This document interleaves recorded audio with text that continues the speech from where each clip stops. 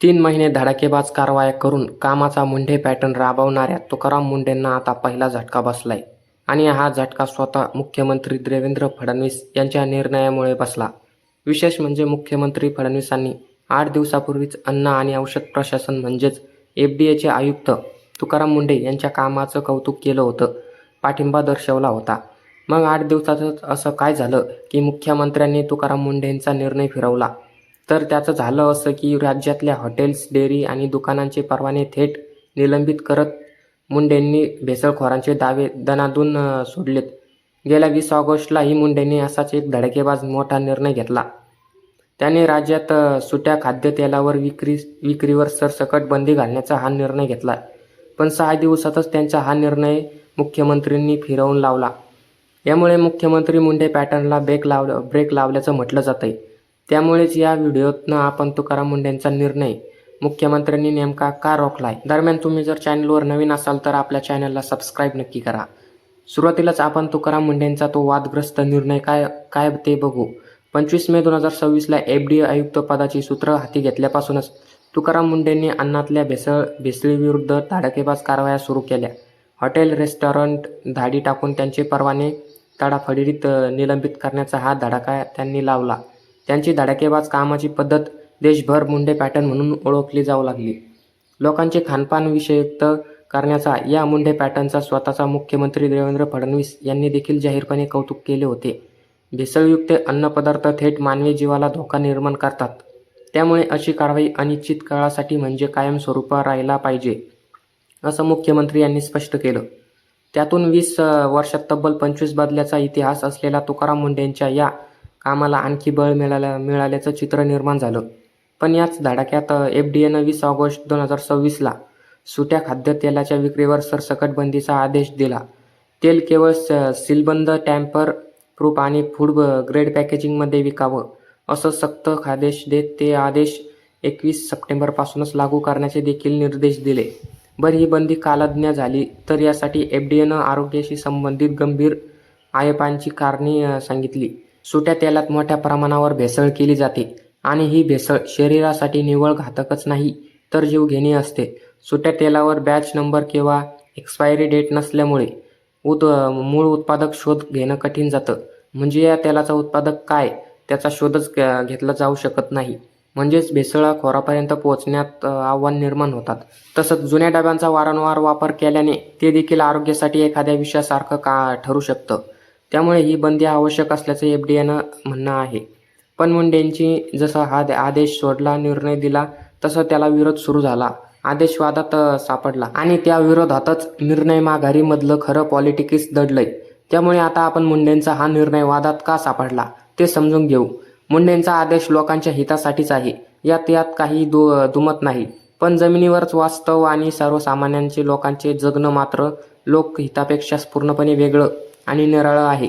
मुंढेंच्या या सरसकट बंदीच्या निर्णयाचा 2 समाज घटकांवर थेट मोठा परिणाम होणार होता. त्यामुळे या दोन्ही घटकांमध्ये तीव्र असंतोष पसरला होता. पहिला घटक आहे तो म्हणजे रोजंदारीवर जगणारा अत्यंत गरीब सामान्य ग्राहक. आर्थिकदृष्ट्या दुर्बल घटक गोरगरिबांमध्ये रोज ब्रँडेड पॅकेट आणि महागडी तेलाची बाटली खरेदी करण्याची क्षमता नसते. हे लोक गरजेनुसार 10 किंवा 50 रुपयाचं सुटं तेल किराणा दुकानातून खरेदी करतात आणि आपली रोजची गरज भागवतात. या बंदीमुळे त्यांना एकाच वेळी थेट 150 ते 200 रुपयाचं सीलबंद तेल खरेदी करावं लागलं असतं. पण रोज 300 रुपये कमवणाऱ्या गोरगरीब कुटुंबाला एकखट्टा हा खर्च करणं परवडणार नाही.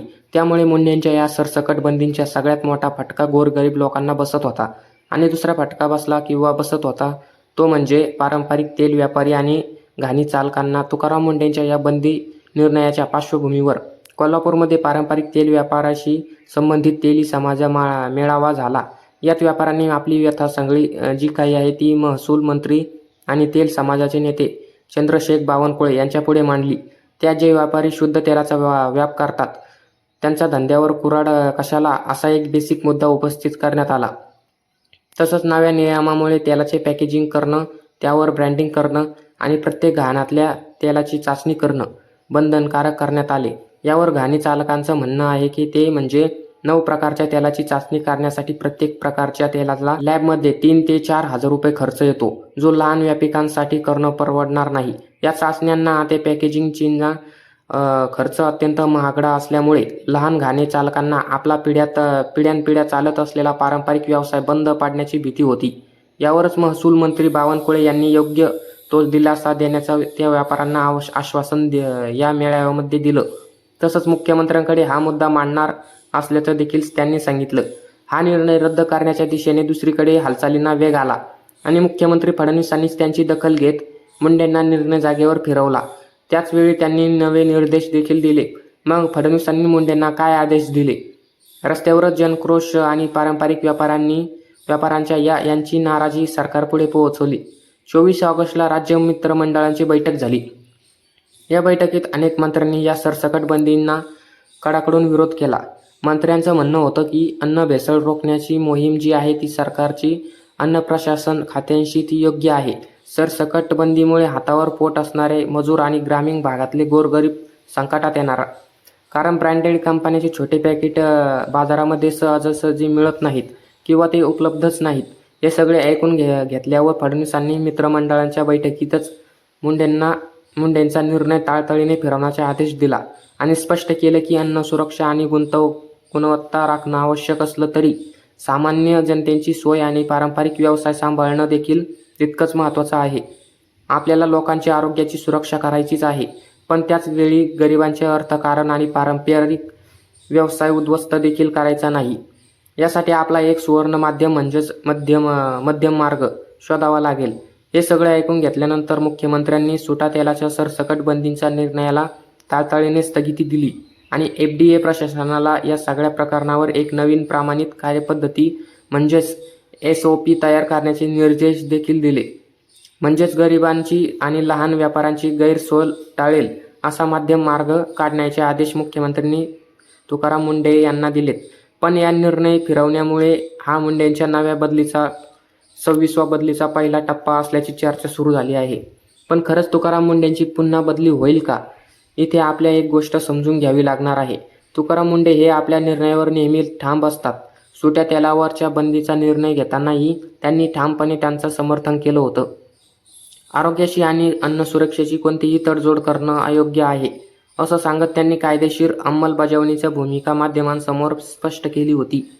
म्हणजे मुंडे माघार घेण्याच्या मूडमध्ये नव्हते, पण स्वतः मुख्यमंत्र्यांनी हस्तक्षेप केल्याने आणि राजकीय दबावामुळे FDA प्रशासनाला अवघ्या काही तासातच आपला निर्णय माघारी घ्यावा लागलाय, U-टर्न घ्यावा लागला.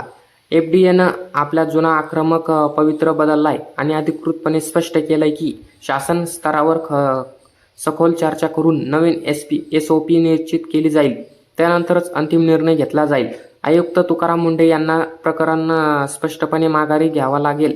हा मुंडेंचा आक्रमक कार्यपद्धतीचा बसलेला पहिला मोठा राजकीय आणि प्रशासकीय झटका मानला जातोय. अस्तित्वात असलेली कायद्याची काटेकोरपणे अंमलबजावणी करायला लावणाऱ्या मुंडेंना राजकीय इच्छाशक्ती आणि जनभावाने समोर नमन घ्यावं लागले. पण यातूनच लगेच मुंडेंची बदली होईल असं नाही, कारण मुंडेंची कार्यपद्धती ही सुद्धा एक जनभावना आहे. त्यांना जनतेचा पाठिंबा मिळतोय. मोठा अशा वेळी सरकारनं त्याची उचलबांगडी केली किंवा बदली केली तर सरकार यातून भेसळखोरांची सरकारचं संगमत आहे असा मोठा मेसेज जाऊ शकतो आणि हे कॉक्रोच जनता पार्टीच्या आंदोलनानंतर सरकारला परवडणार नाही. थोडक्यात काय तर या सगळ्या दोन गोष्टी स्पष्टपणे दिसताय. पहिली गोष्ट आहे ती म्हणजे कायद्याची अंमलबजावणी आणि लोकांच्या आरोग्याशी संबंधित आहे. सुट्या तेलात भेसळ करण्याची शक्यता अधिक असते आणि असं तेल शरीरासाठी हानिकारक आहे, हे वास्तव आहे. ते नाकारण्यात काही अर्थ नाही.